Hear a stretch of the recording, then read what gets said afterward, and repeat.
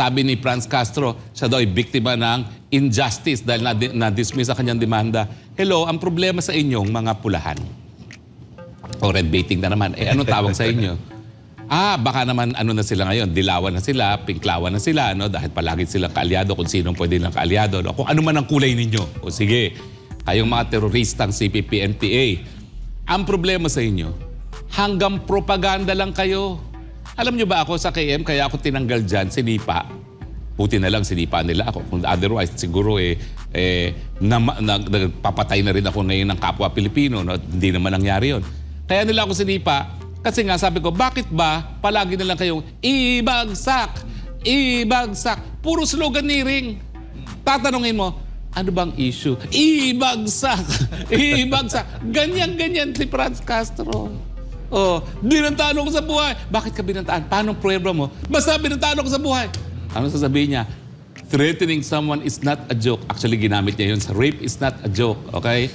Hindi po ganun yun sa grave threats, no? Pero attorney... kinakailangan pakita mo na ikaw talaga ay binantaan na hindi naman nangyari. So, hindi po yan injustice. Kaya nga po meron tayong preliminary investigation para maiwasan yung gastos at pagod ng mga piskal na litisin ang mga kasong wala namang saysay dahil madidismiss din sa korte. At para din po sa mga nasasakdal na hindi na rin sila magastusan at mapagod na magdepensa sa isang kasong wala namang saysay. Inamin mo, kulang ang iyong complaint, kaya ikay nagsupplemental, kaya wag kang umiyak-iyak ngayon na ikaw ay victim ng injustice. Tama, binasuran na po ang kaso na sinampa ni Franz Castro laban kay FPRRD. Mali yung basa ko, hindi basura in the first place, alam niyo, pag-usapan natin niya mga partners. Unang-una, si Franz Castro mismo, alam niya kulang yung kanyang demanda, kaya nag-file siya ng supplemental. Kaya dinagdagan, alam niya, ay mali. Pwede ba yung attorney? Ginawa niya yun eh. Pero kapag ikay nag-supplemental, parang ang sama ng dating. Inaamin mo na kulang yung mga aligasyon mo. Tapos ngayon, iiyak siya, biktima ako lang, hindi katarungan. Hello? Bakit ba ho na-dismiss yan? Linawin po natin yan. Ayan. Ang kaso ay grave threats. Ang dapat patunayan, nagbanta laban sa buhay ng isang tao ang nagsalita. Okay? Ngayon, para mapatunayan na nagbanta nga sa buhay ng isang tao ang isang nagsalita, kinakailangan yung salita niya nakadirekta doon sa pinagbabantaan. Ginawa ba ni PIRD yun? Ang ginawa niya, kinuwento niya kay Pastor Quiboloy kung ano yung usapan nila ni BP Sara kung paano gastusin ng intelligence fund na dapat ginagastos yan laban sa mga teroristang CPP, NPA. Paano mo sasabihin binantaan si Franz Castro? Kwento lang yon kung ano yung naging usapan nila ni BP Sara pagdating doon sa paggastos ng intelligence fund na inamin naman talaga ng Presidente. Tama naman yung paggastos niya. Nagagamitin talaga ang intelligence fund para supilin. Kung kinakailangan, patayin ang mga kalaban ng gobyerno kasi meron naman talaga tayong labanan na nangyayari dito sa Pilipinas. Diba? Kaya nga intelligence fund yan diba? Para laban sa mga terorista sa ating lipunan, mga salop ng ating lipunan. Paano mo sasabihin binantaan siya? Kabahagi lang yan ng kwento, extra lang siya dun sa kwento. Gusto niya kasi siya yung bida dun sa kwento. Hindi po pwede, extra ka lang, Franz. Okay? Pangalawa, ang sabi pa ng piskalya, kung talagang nagbanta siya, bakit puro joke ang sinasabi ni Presidente dun sa programa? Siyempre, pag ikay nagbabanta, talagang pil na pil mo. Patayin, papatayin kita, sasaktan kita, ganyan-ganyan. Hindi Bukod sa mga kwentuhan ni FPRRD, nandun pa yung mga jokes niya. Kaya ang sabi ng piskalya, alam mo, pag ikaw ay magdademanda for grave threats, kailangan patunayan mo yung actus reus, kung ano yung ginawa, kaya nga actus, o kung ano yung sinabi, at saka yung mens rea. Ano yung mens? Mens utak. Ano yung mental intent? Dapat meron kang intensyon. Ngayon, nasa ng intensyon na ang pagbabanta naman ay hindi directed kay Franz Castro. Directed lang yan sa kwentuhan kung anong pinag-usapan at puro joke pa. Ngayon, sabi ni Franz Castro, siya daw ay biktima ng injustice dahil na-dismiss ang kanyang demanda. Hello, ang problema sa inyong mga pulahan. O red baiting na naman. Anong tawag sa inyo? Baka naman ano na sila ngayon, dilawan na sila, pinklawan na sila, no? Dahil palagi silang kaalyado kung sinong pwede lang kaalyado. No? Kung ano man ang kulay ninyo. O sige, kayong mga teroristang CPP, NPA. Ang problema sa inyo, hanggang propaganda lang kayo. Alam nyo ba ako sa KM, kaya ako tinanggal dyan, sinipa. Buti na lang sinipa nila ako. Kung otherwise, siguro nagpapatay na rin ako ngayon ng kapwa Pilipino. No? Hindi naman nangyari yun. Kaya nila ako sinipa. Kasi nga sabi ko, bakit ba palagi na lang kayong ibagsak, ibagsak. Puro slogan ni Ring. Tatanungin mo, ano bang issue? Ibagsak, ibagsak. Ganyan-ganyan si Franz Castro. Oh, binantaan ako sa buhay. Bakit ka binantaan? Paano prueba mo? Basta binantaan ako sa buhay. Ano sasabihin niya?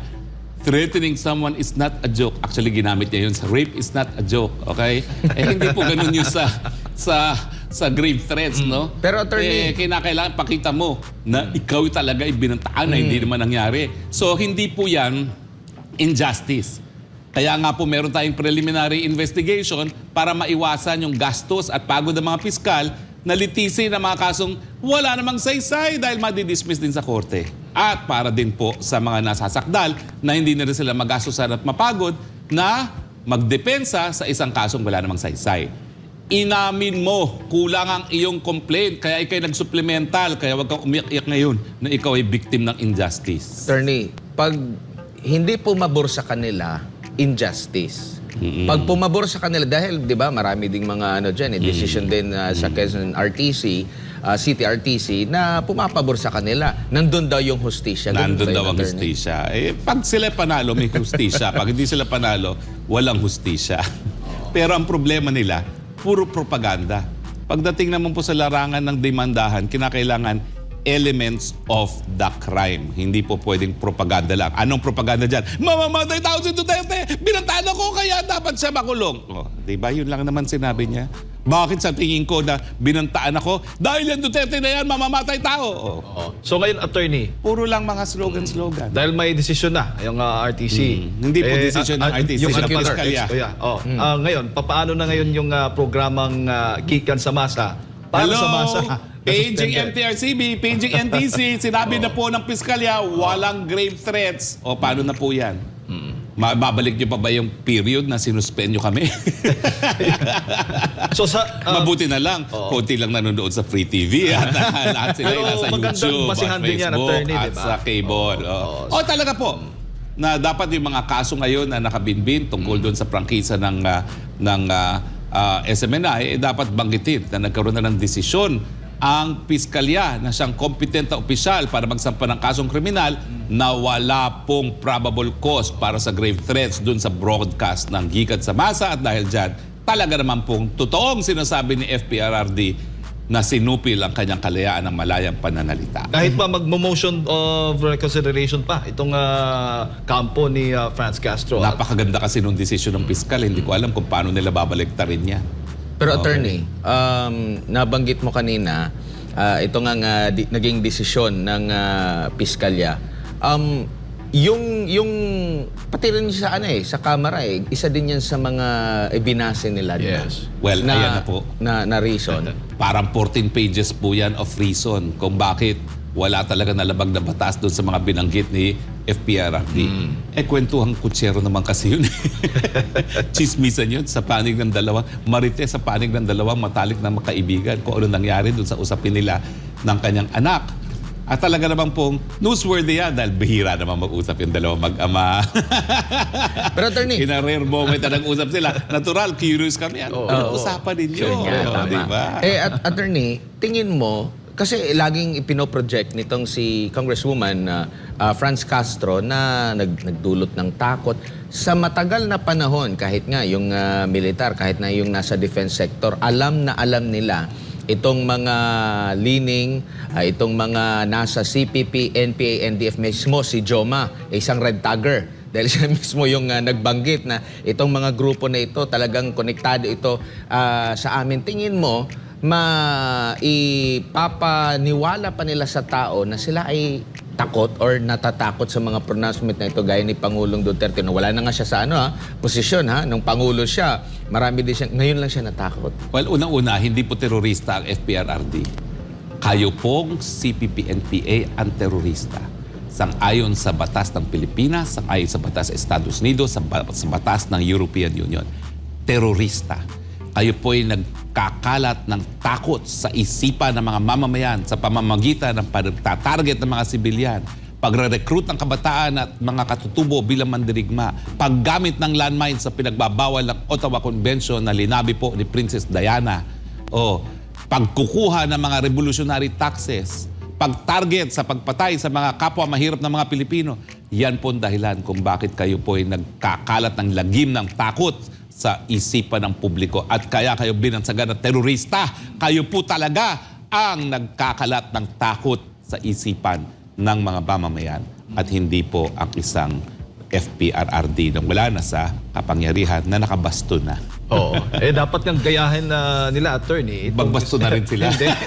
Gayahin na Okay. si PR Ngayon, na kundi the na yan. latest fashion. Duterte fashion, nakabaston. O naman, magbasto na tayo lahat dito, ha?